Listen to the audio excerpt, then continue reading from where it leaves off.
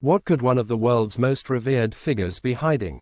What startling revelation did Mother Teresa make in her final days? In this video, we explore the shocking confessions of the iconic Mother Teresa before her death, unveiling a secret that could change our perception of the Saint of Calcutta forever. No one captured the public imagination quite like Mother Teresa. Her life, dedicated to serving the poorest and most needy in Calcutta, turned her into a symbol of compassion, love, and mercy.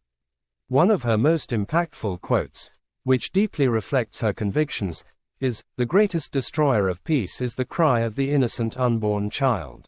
This statement, though controversial, shows the firmness of her beliefs and her commitment to defending life in all its forms. Throughout her life, Mother Teresa became an iconic figure that transcended religious and cultural boundaries. She was a woman whose unwavering faith and dedication touched the hearts of millions of people around the world. She founded the Missionaries of Charity, a congregation that continues her work, providing help to those in need in multiple countries. However, despite her impeccable public image, Mother Teresa also had her moments of internal struggle and questioning.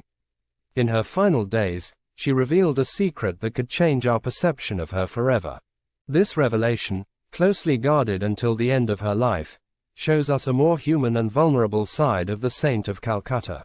Mother Teresa, also known as Saint Teresa of Calcutta since 2016, has a complex and multifaceted public image. She received widespread admiration for her selfless charitable work, which earned her the prestigious Nobel Peace Prize for her efforts in combating poverty and distress, considered threats to peace. Throughout her life, she was celebrated and recognized with numerous awards and honorary titles, consistently ranking among the world's most admired people. Many Catholics hold her in high esteem, considering her a saint and seeking her intercession. Nonetheless, along with praise, Mother Teresa also faced significant criticism. Some have expressed concerns about the quality of medical care provided by her organization, suggested that certain deathbed baptisms were forced conversions, and accused her of having connections with colonialism, racism, and questionable public figures. She never said a word, but before her death, she broke her silence and revealed a terrifying secret. Mother Teresa's journey to India began with her birth under the name Angeze Gonj Boyajiu. Known as Mother Teresa, she was born on August 26, 1910, in Skopje, Ottoman Empire. She was baptized the day after her birth in Skopje and later considered August 27 as her true birthday. Mother Teresa was the youngest daughter of Nicola and Dranophile Boyajiu. Her father, who was involved in the politics of the Albanian community, passed away in 1919 when she was 8 years old. In her early years, she developed a deep fascination with the captivating stories of missionaries and their selfless service in Bengal. By the tender age of 12, she had already decided to dedicate herself to a religious life. This unwavering determination only strengthened on the auspicious day of August 15, 1928, while she knelt in prayer at the sacred shrine of the Black Madonna of Letnice, a place she frequented on her pilgrimages. At the age of 18, in 1928, she bid farewell to her home and embarked on a journey to join the Sisters of Loreto at the Loreto Abbey in Rathfarnham, Ireland. Her purpose was to learn English, as it was the language of instruction for the Sisters of Loreto in India, where she aspired to become a missionary. Unfortunately, she never saw her mother or sister again, as her family resided in Skopje until 1934 before moving to Tirana. In 1929, she finally arrived in India, and her novitiate was in the serene city of Darjeeling, nestled among the majestic lower Himalayan mountains. It was here that she immersed herself in learning Bengali and also began teaching at St. Teresa's School near her convent. On the memorable day of May 24, 1931, she joyfully embraced her first religious vows. Inspired by the patron saint of missionaries, Thérèse de Lisieux, she chose to adopt the name Teresa. However, since another nun in the convent had already chosen that name, she decided to honor it by using its Spanish spelling.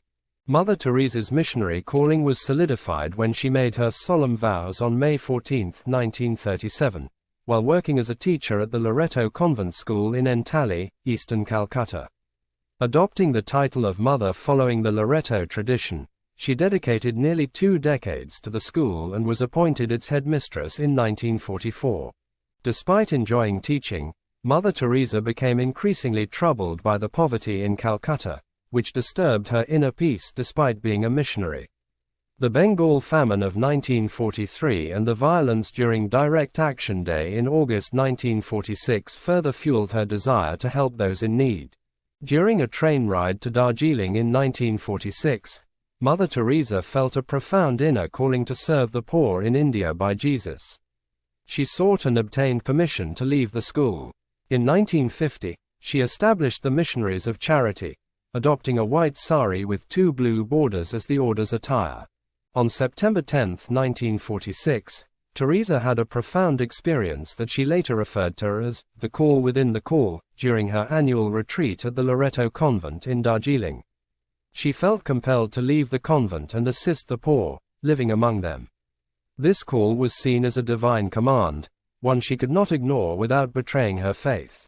Joseph Langford, founder of the Missionary Brothers of Charity, noted that, unbeknownst to many, Sister Teresa had transformed into Mother Teresa in 1948. She embarked on her missionary work with the impoverished, abandoning her traditional Loreto attire for a simple white cotton sari adorned with a blue border.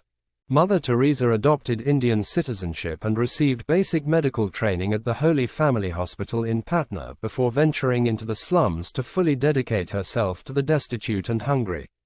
She established a school in Moti Jheel, Calcutta, at the beginning of 1949. By the start of 1949, Mother Teresa was joined by a group of young women who laid the foundation for a new religious community dedicated to helping the poorest of the poor. Her efforts quickly caught the attention of Indian authorities, including the Prime Minister. On October 7, 1950, Mother Teresa obtained Vatican approval for the diocesan congregation, which later evolved into the Missionaries of Charity. In her own words, this congregation would care for the hungry, the naked, the homeless, the crippled, the blind, the lepers, all those people who feel unwanted, unloved, uncared for throughout society, people that have become a burden to the society and are shunned by everyone. Mother Teresa's compassion did not end there. In 1952, she opened her first hospice with the help of Calcutta officials, transforming an abandoned Hindu temple into the Kaligat home for the dying, available to impoverished individuals free of charge. The hospice was later renamed Nirmal Hriday, meaning pure heart. Those admitted to the facility received medical care and were allowed to die with dignity according to their respective religious beliefs. Muslims were given the Quran to read, Hindus received water from the Ganges, and Catholics were administered the last rites. Mother Teresa described this as a beautiful death where individuals who had lived in destitution could leave this world with love and compassion. Additionally, she established a hospice specifically for leprosy patients, called Shanti Nagar, or City of Peace. The Missionaries of Charity, the organization founded by Mother Teresa, set up leprosy clinics throughout Calcutta, offering medical treatment, bandages, and food to those affected. As the number of homeless children grew, the Missionaries of Charity also began sheltering them. In 1955, Mother Teresa opened Nirmala Shishu Bhavan, the Children's Home of the Immaculate Heart, as a refuge for orphans and homeless young people. The congregation experienced a surge in recruits and donations, leading to the establishment of hospices, orphanages, and leprosaria across India. By the 1960s, Mother Teresa extended the congregation's reach internationally, opening a house in Venezuela in 1965 with 5 members. Subsequently, houses were established in Italy, Rome, Tanzania, and Austria in 1968, and throughout the 1970s, the congregation founded houses in the United States and numerous countries in Asia, Africa, and Europe. This is not all. The Missionary Brothers of Charity were founded in 1963, followed by a contemplative branch of the Sisters in 1976. Both Catholic and non-Catholic laypeople were welcomed as co-workers of Mother Teresa, the sick and suffering co-workers, and the lay missionaries of charity. In response to requests from several priests, Mother Teresa founded the Corpus Christi movement for priests in 1981 and, along with Joseph Langford, established the Missionaries of Charity Fathers in 1983 to combine the vocational aims of the Missionaries of Charity with the resources of the priesthood.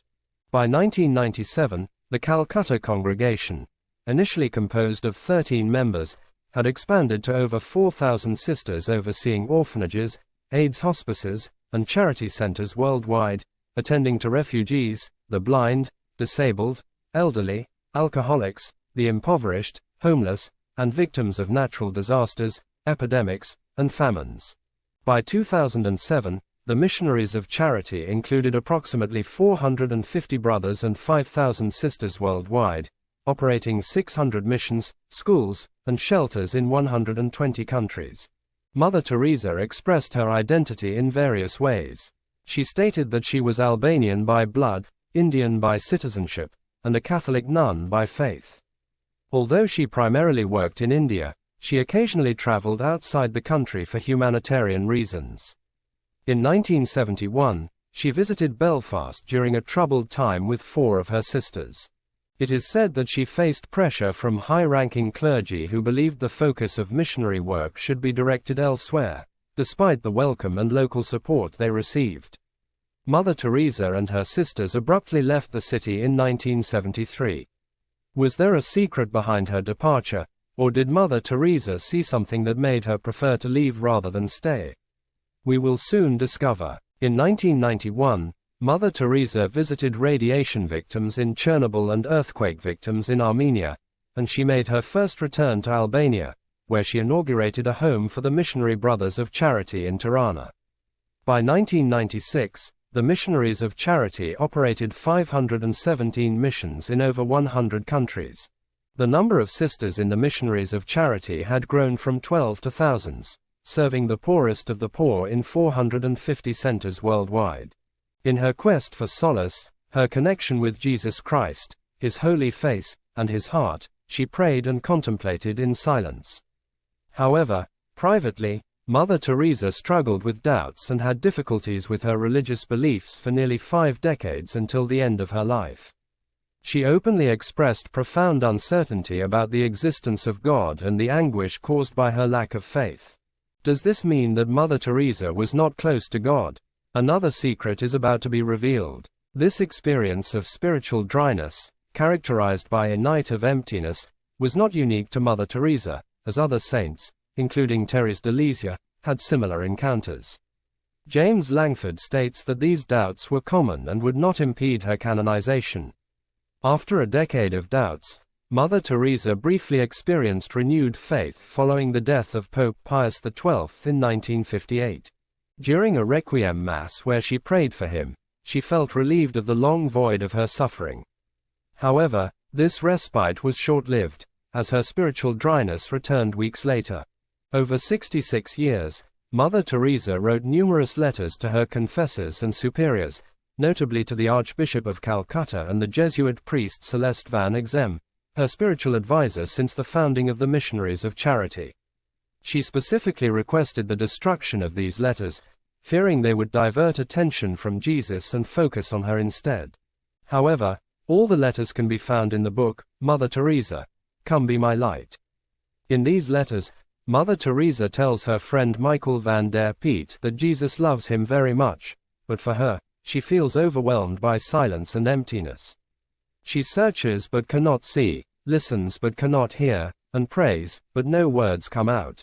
She asks Michael to pray for her so that she can surrender herself completely to Jesus. In the first encyclical of Pope Benedict XVI, Deus Caritas Est, Mother Teresa is mentioned 3 times, using her life as an example to demonstrate that praying to God does not prevent us from helping others. In fact, it is the source of our love and service. Mother Teresa herself said that prayer and reading spiritual books help us grow in our capacity to pray. Although Mother Teresa's order did not belong to the Franciscan orders, she admired Francis of Assisi, and his spirituality had a great impact on her.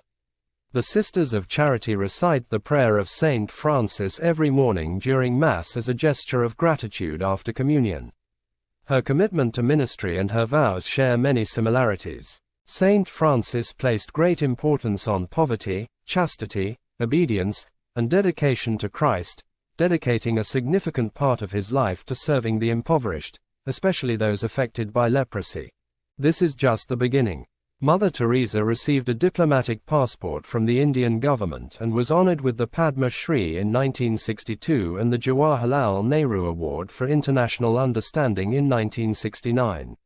Additionally, she was awarded several other prestigious Indian honors, including the Bharat Ratna, India's highest civilian award, in 1980. Naveen Chawla wrote her official biography, published in 1992. Curiously, in Calcutta, she is venerated as a deity by certain Hindus. In honor of her 100th birth anniversary, the Indian government launched a special 5 rupee coin on August 28, 2010. This amount of money was significant as it represented the funds Mother Teresa had when she first arrived in India. President Pratibha Patil recognized Mother Teresa's impact, stating that she and the missionaries of charity, dressed in white saris with blue borders, became a beacon of hope for various marginalized groups such as the elderly, homeless, unemployed, sick, and those abandoned by their families. Mother Teresa's efforts were internationally recognized when she received the Ramon Magsaysay Award for Peace in 1962. The award citation praised her compassionate dedication to impoverished people in a foreign land, leading to the creation of a new congregation. By the early 1970s, Mother Teresa had become a renowned figure worldwide. Her rise to fame began with the release of Malcolm Muggeridge's 1969 BBC documentary, Something Beautiful for God, followed by the publication of a book with the same name. During this time, while filming the documentary, the team faced challenges due to poor lighting conditions, especially in the home for the dying. Initially, they believed the material captured under such circumstances would be unusable. However, to their surprise, when the footage was reviewed in England, it was found to be exceptionally well lit. Muggeridge attributed this to a miraculous divine light from Teresa, while other team members attributed it to a new, highly sensitive Kodak film. Later, Muggeridge converted to Catholicism, further deepening his connection with Mother Teresa. During this period, Mother Teresa gained recognition and admiration from the Catholic community. In 1971, Pope Paul VI awarded her the inaugural Pope John XXIII Peace Prize, recognizing her dedication to serving the poor as an embodiment of Christian charity and her efforts towards promoting peace. In 1976, she was also honored with the Pacem in Terris Award. Mother Teresa's canonization process progressed rapidly. She not only received praise from religious institutions but also honors from governments and civil organizations. In 1982, she was named an honorary companion of the Order of Australia for her exceptional service to the Australian community and humanity at large. The United Kingdom and the United States awarded her numerous accolades, culminating in the prestigious Order of Merit in 1983. On November 16, 1996, she was granted honorary citizenship of the United States. Additionally, her homeland of Albania presented her with the Golden Honor of the Nation in 1994. Her acceptance of this award, as well as the Legion of Honor from France, sparked controversy. Mother Teresa faced criticism for her support of figures such as the Duvaliers and corrupt businessmen like Charles Keating and Robert Maxwell. In fact, she even wrote a letter to the judge overseeing Keating's trial, asking for clemency.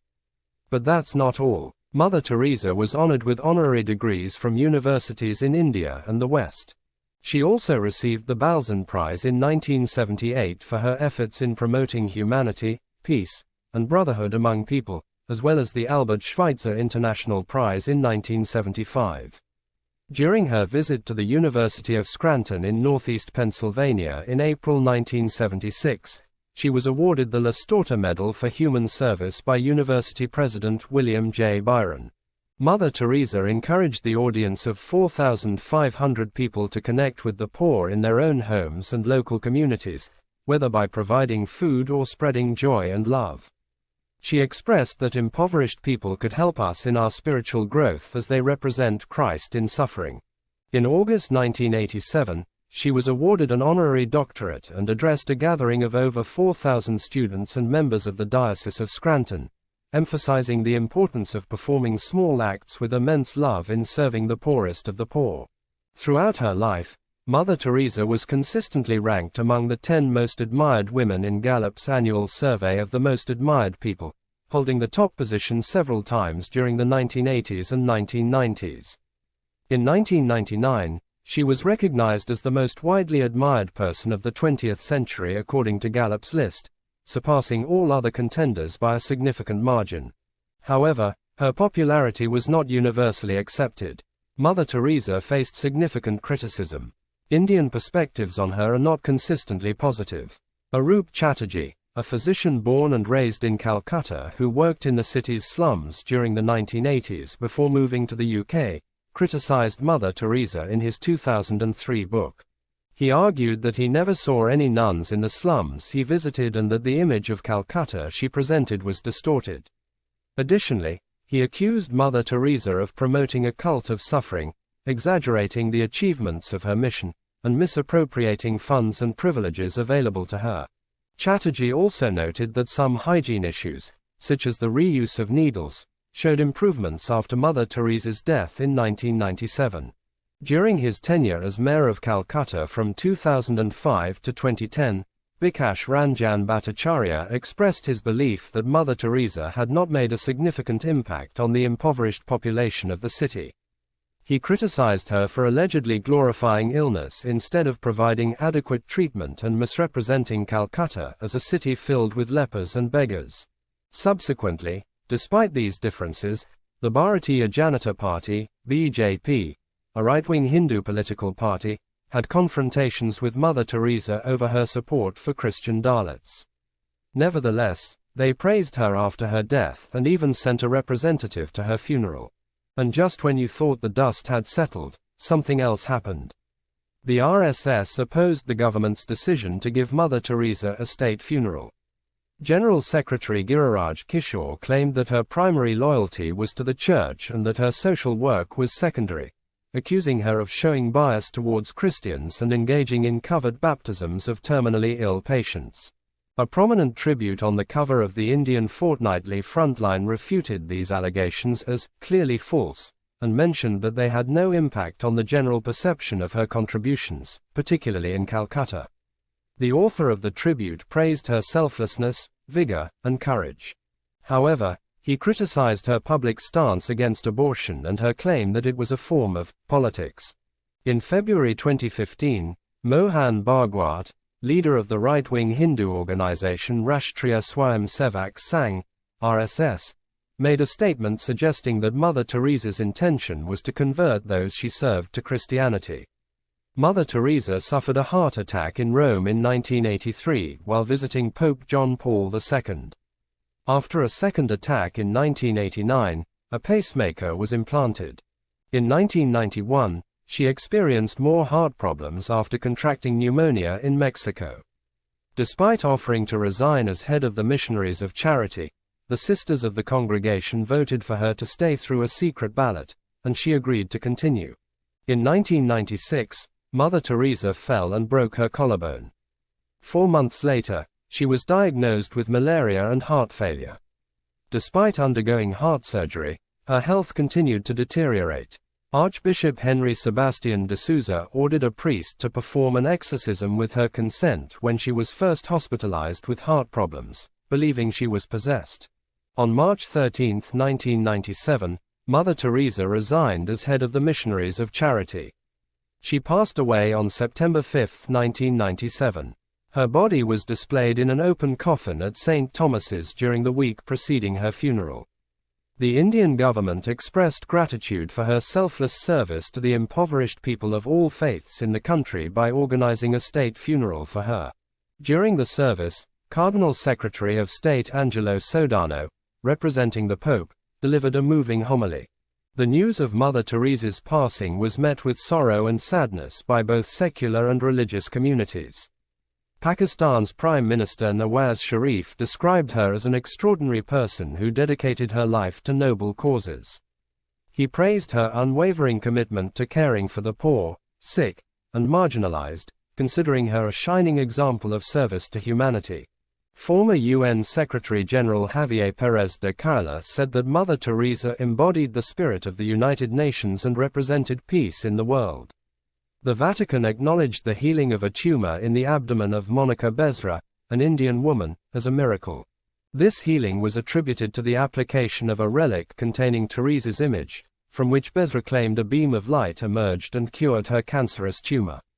However, her husband and some medical personnel asserted that the tumor was eradicated through conventional medical treatment. In December 2015, Pope Francis recognized a second miracle attributed to Mother Teresa, paving the way for her canonization. This miracle involved the healing of a Brazilian man with multiple brain tumors in 2008. The investigation of this miracle began during World Youth Day 2013 in Brazil, and after an exhaustive process, the Congregation for the Causes of Saints completed its investigation and issued a decree recognizing the miracle. Mother Teresa was beatified in 2003 and canonized as a saint in 2016 due to these recognized miracles. On September 4, 2016, Pope Francis canonized Mother Teresa in a grand ceremony at St. Peter's Square in the Vatican. The event was attended by tens of thousands of people, including government representatives from 15 countries and 100 homeless individuals from across Italy. The canonization Mass was broadcast live on the Vatican's channel and online, allowing audiences worldwide to witness the historic moment. In her birthplace of Skopje, a week-long celebration was announced in honor of Mother Teresa. In Calcutta, India, where she dedicated her life to serving the poor, the Missionaries of Charity held a special Mass to commemorate her canonization. On September 4, 2017, Sister Mary Prima Pirik, leader of the Missionaries of Charity, announced that Mother Teresa would be honored as the sole patroness of the Archdiocese of Calcutta during a celebration marking the first anniversary of her canonization. This announcement was made during a Mass at the Cathedral of the Most Holy Rosary on September 6, 2017. Archbishop Thomas de Souza confirmed on September 5, 2017, that Mother Teresa would be designated as co-patroness alongside Francis Xavier during a ceremony honoring the first anniversary of her canonization. Finally, terrifying secrets about Mother Teresa were revealed. Before her death, she broke her silence about her dark side that no one knew about. Despite spreading smiles and love, she struggled deeply within because she felt empty and dissatisfied. She always provided warmth to others, but it seems she needed the same warmth. She felt lonely, perceived God as distant from her, longed for His presence, but never experienced it. She feared not pleasing her Jesus and dreaded judgment. We want to thank all our subscribers and viewers for joining us on this exciting journey. Your constant support and comments drive us to keep creating quality content. We also thank the community of Mother Teresa's followers, whose shared stories and experiences helped us better understand the magnitude of this revealing secret. Thank you for staying with us until the end of this impactful journey. If you like this video, don't forget to give it a like, share it, and subscribe to our channel so you don't miss any of our future content. Leave us your comments and tell us what you think about Mother Teresa's revelation. We would love to hear your opinion. Until next time, and remember, there's always more than meets the eye. May God bless and protect you always. Amen.